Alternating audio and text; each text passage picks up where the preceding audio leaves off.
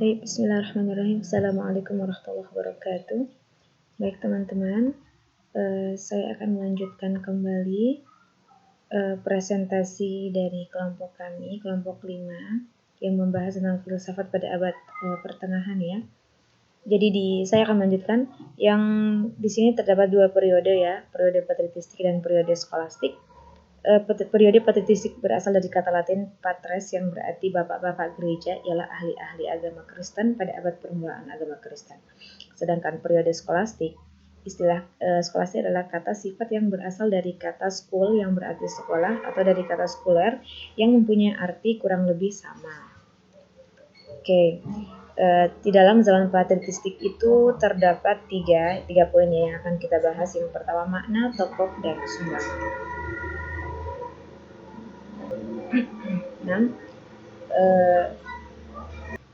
Jadi makna dari zaman itu, para pemimpin gereja dipilih dari golongan ahli pikir yang berbeda dengan pemikirannya filsafat Yunani. Alasan bagi yang menolak ialah beranggapan bahwa ia telah memiliki sumber kebenaran yang mutlak dari Tuhan dan tidaklah dibenarkan jika mencari sumber dari selainnya, misal dari filsafat Yunani.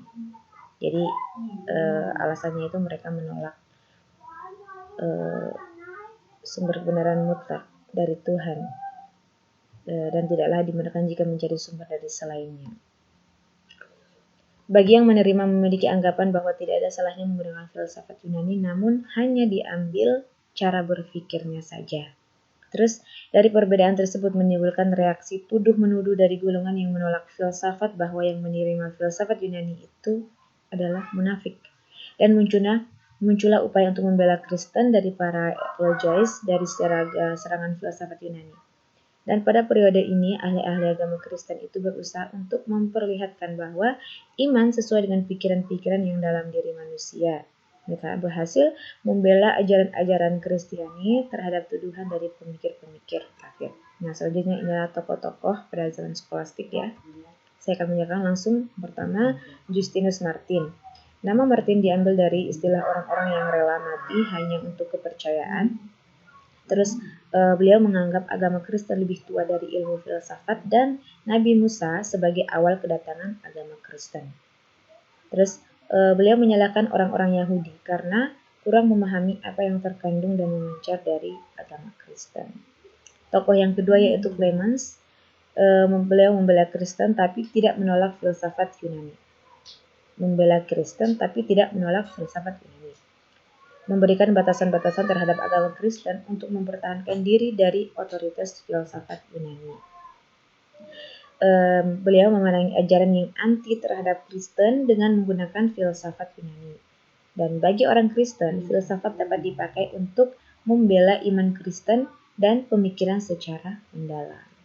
Dan tokoh yang ketiga adalah Tertullianus. Beliau membela Kristen secara fanatik setelah dibaptis.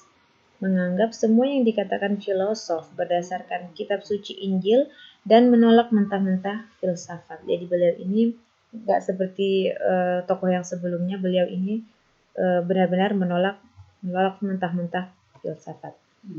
Dan mulai menerima filsafat Yunani sebagai cara berpikir rasional. Terus sumbangan dari zaman patristik yaitu menerjemahkan peninggalan bangsa Yunani dan menyebarluaskannya sedemikian rupa sehingga dapat dikenal dunia barat seperti sekarang ini. Memperluas pengamatan dalam lapangan ilmu kedokteran, obat-obatan, astronomi, ilmu kimia, ilmu bumi, dan ilmu tumbuh-tumbuhan, dan menegaskan sistem desimal dan dasar-dasar aljabar.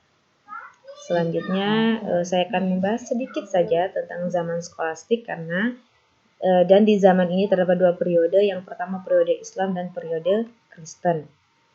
Dan periode skolastik Islam itu terdapat dua dibagi menjadi dua lagi. Yang pertama kalam pertama atau filsafat pertama dan yang kedua kalam kedua atau filsafat kedua. Oke, filsafat pertama. Periode ini ditandai dengan munculnya kelompok mutakalimin atau aliran dalam ilmu kalam, yakni seperti yang terpapar di slide ini. Yang pertama Khawarij. Saya akan membahas sedikit saja tentang kelompok-kelompok ini. Kata Khawarij dalam terminologi ilmu kata dalam suatu kelompok aliran pengikutnya Ali bin Abi Thalib. Jadi kelompok Khawarij ini adalah kelompok yang memisahkan diri dari kepemimpinan Ali bin Abi Thalib radhiyallahu anhu karena mereka tidak menyepakati keputusan Ali bin Abi Thalib yang menerima tahkim atau arbitrase dalam perang sivil. Oke. Terus yang kedua, Murji'ah. Murji'ah adalah golongan yang terdapat dalam Islam yang muncul dari golongan yang tidak sepaham dengan Khawarij. Secara garis besar, ajaran-ajaran pokok Murji'ah adalah pengakuan iman cukup hanya dalam hati. Yang ketiga, golongan kelompok Qadariyah. Kelompok Qadariyah ini memiliki keyakinan mengingkari takdir, yaitu bahwasannya perbuatan makhluk berada di luar kehendak Allah dan juga bukan ciptaan Allah. Jadi mereka ini adalah sekte ideologi, adalah sebuah ideologi yang muncul pada pertengahan abad pertama Hijriah di Basrah, ya, di Irak. Kelompok ini memiliki keyakinan mengingkari takdir. Jadi selanjutnya adalah Jabariyah, adalah mereka juga yang muncul pada abad kedua Hijriah di Khurasan. Golongan ini memiliki keyakinan bahwa setiap manusia terpaksa oleh takdir tanpa memiliki pilihan dan usaha dalam perbuatannya. Jadi kelompok ini beranggapan bahwa semuanya itu takdir dan hanya pasrah terhadap takdir tanpa usaha apapun. Dan yang berikutnya Mu'tazilah. Kaum ini berpaham bahwa Allah tidak memiliki sifat dan tidak bisa dilihat dengan mata dalam surga. Dan poin yang kedua yaitu manusia berusaha dan menentukan nasib sendiri tanpa campur tangan Allah. Berarti mereka juga tidak mempercayai takdir. Orang yang melakukan dosa besar diletakkan di antara dua tempat, yaitu mukmin dan kafir. Itu kelompok Mu'tazilah. Dan selanjutnya itu Ahlus Sunnah. Ahlus Sunnah ya insya Allah seperti kita ya, yang menggunakan pemahaman Al-Quran dan hadis atau As-Sunnah. Baik, selanjutnya akan dilanjutkan presentasi oleh teman kita Devi Febrium. Syukran ala husni hibamikum. Assalamualaikum warahmatullahi wabarakatuh.